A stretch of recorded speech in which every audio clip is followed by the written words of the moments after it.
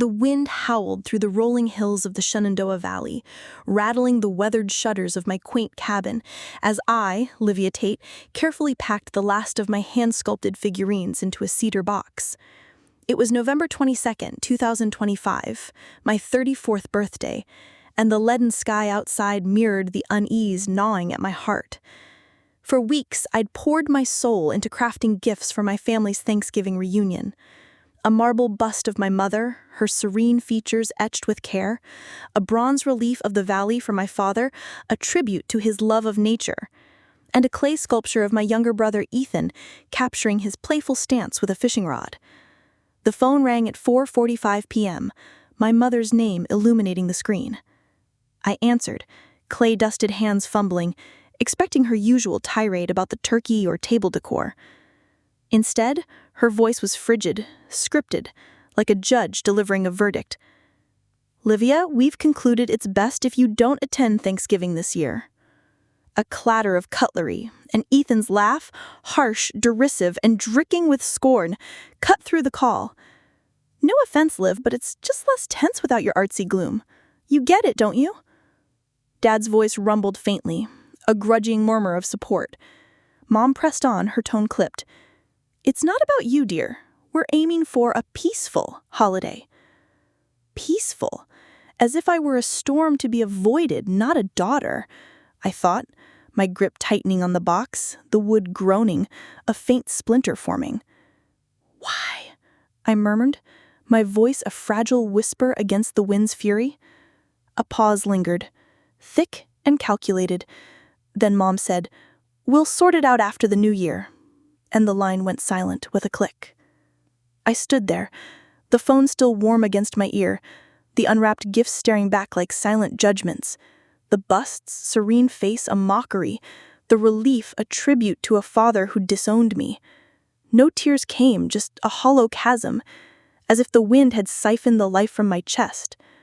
I shoved the box into a shadowed nook, beside unused sculpting tools and wrapping scraps, locking away the proof of my exile. The question wasn't why they'd done it, but what they'd decreed about me long before that call, a verdict carved into years of neglect. I grew up in a sturdy log cabin in Harrisonburg, Virginia, where the mountain breeze carried the scent of my mother's wildflower sachets and Dad's cedar firewood. Mom, Clara Tate, ran a bustling mountain lodge gift shop, her warmth drawing hikers like moths to a flame.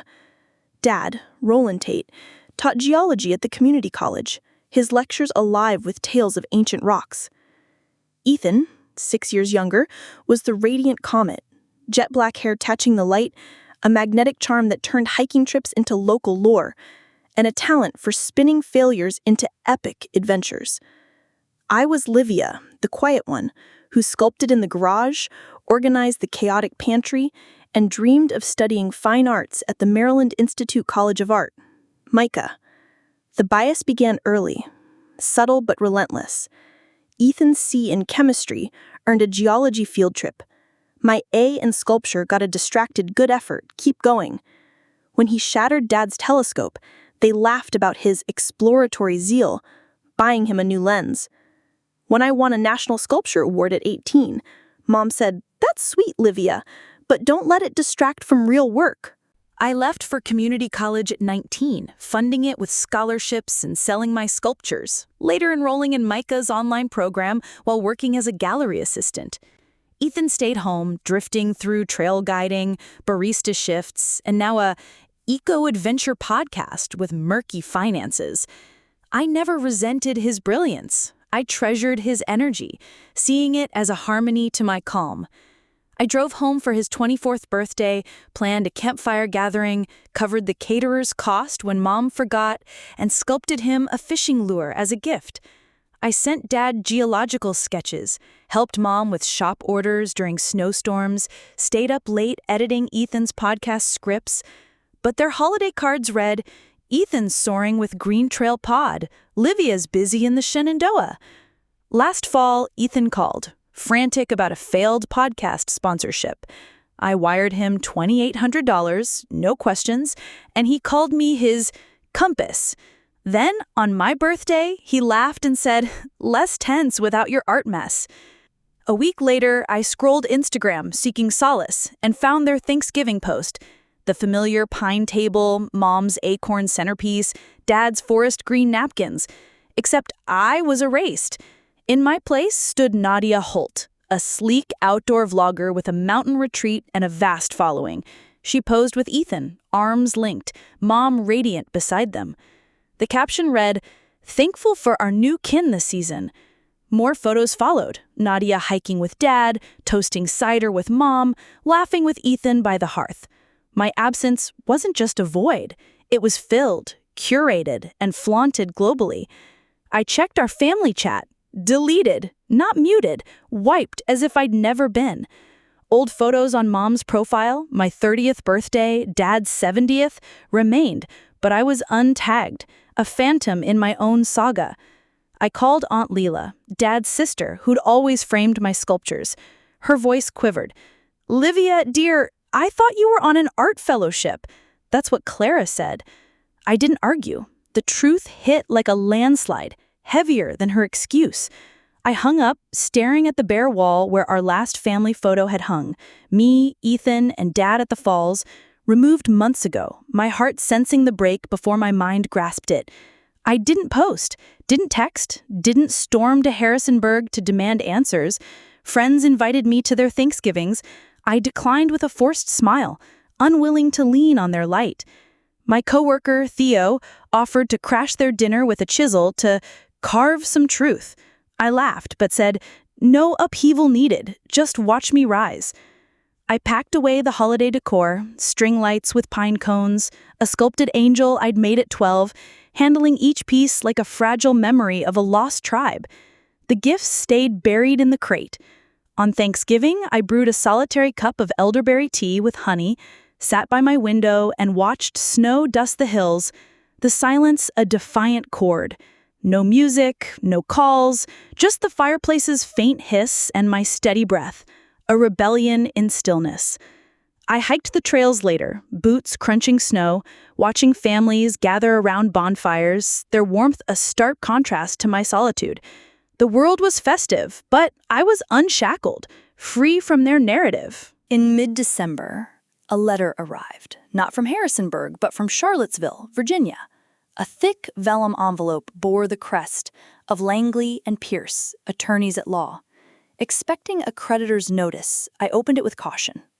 "Dear Miss Livia Tate, as executor of the estate of Eleanor Tate, your presence is requested regarding inheritance matters. Grandma Eleanor, my father's mother, whom I thought had passed 9 years ago after a hushed heart attack." I dialed the number, hands shaking. "Miss Tate," said a steady voice. "Attorney Margaret Langley. Eleanor passed on November 9th, 2025. I regret you weren't informed." My pulse raced. "This year?" "My family said." Langley's tone softened.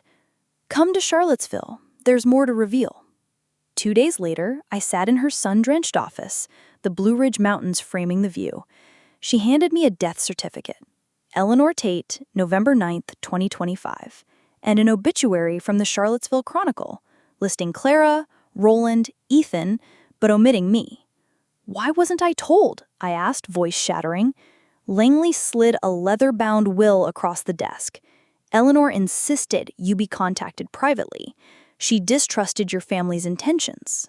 The will granted me everything: her Charlottesville estate with its sculpture garden, a $7.5 million investment portfolio, her art collection, and a workshop filled with her unfinished marble works. Ethan received $30,000, my parents a cracked porcelain vase. A USB drive held a video dated April 2024. Eleanor appeared, frail but formidable, her hazel eyes piercing the camera. "Livia, my sculpted spirit," she began, her voice a steady chisel.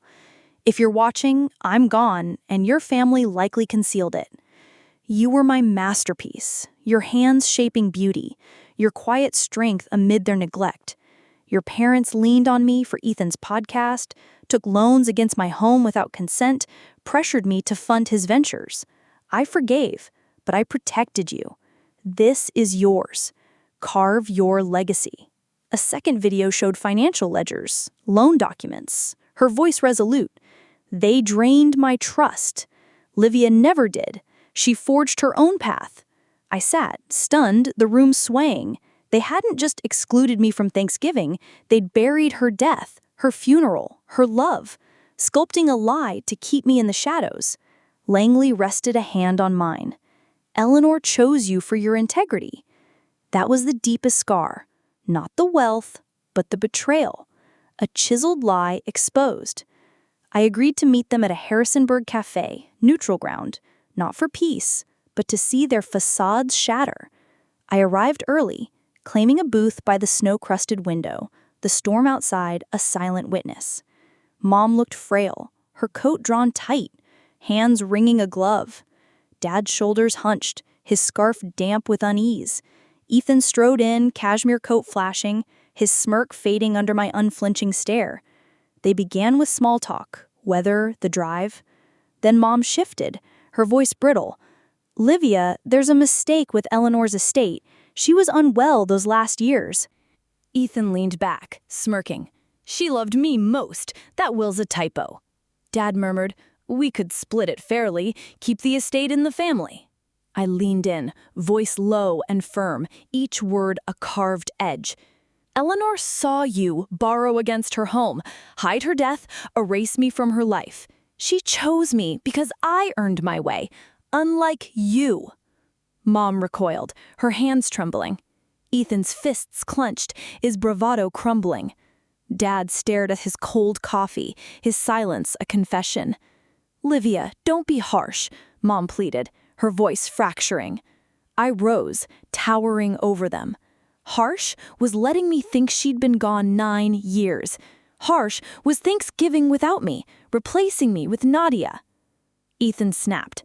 "You're no sister if you take this." I met his eyes, icy and resolute. "You chose that when you mocked me." I walked out, their protests, Mom's choked sobs, Dad's stammered pleas, Ethan's furious shouts, fading into the blizzard. Texts flooded in. Dad's, "We're still your kin." Mom's, "You're ruining us." Ethan's, "This is unjust." I deleted them all. The anger melted into clarity, like sunlight breaking through the peaks. I sold Eleanor's investments, kept the estate, and moved to Charlottesville. The house smelled of her marble dust, aged sketchbooks, and untapped potential. I transformed her workshop into Tate Sculptures, my studio, its walls lined with her works and my new creations. My first commission was a monument for a children's park, the second a statue for a veterans memorial, each chisel stroke honoring Eleanor's vision. I hired Theo as my studio manager, his dry wit grounding me, and we built a creative team. At night, I sculpted Eleanor's unfinished figures, her voice a whisper in my mind. "Create, Livia. Shape your truth." This Thanksgiving, I hosted in my estate, not in Harrisonburg, but in New Haven. Theo brought pumpkin bread, his family's recipe. Neighbor Priya brought samosas, her spices warming the air.